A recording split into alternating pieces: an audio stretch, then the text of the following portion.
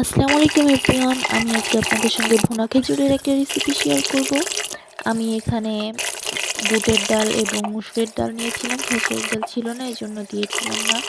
তাছাড়া পোলাওয়ের চাল, আলুর চাল আর রেগুলার যে চাল, ৩টা চাউলই মিক্স দিয়েছিলাম। আমি এগুলো মিক্স দিয়ে রান্না করি, তাহলে বেশি টেস্ট আসে।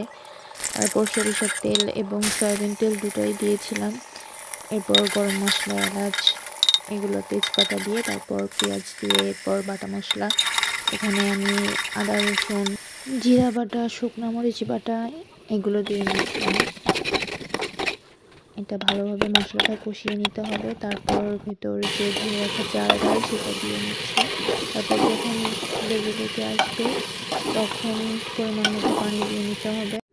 এরপর আমি আপনাদের সঙ্গে ফাইনাল লুকটা শেয়ার করতেছি। একদম ধোয়া ওঠা গরম ভুনা খিচুড়ি, যেটা খুবই মজাদার।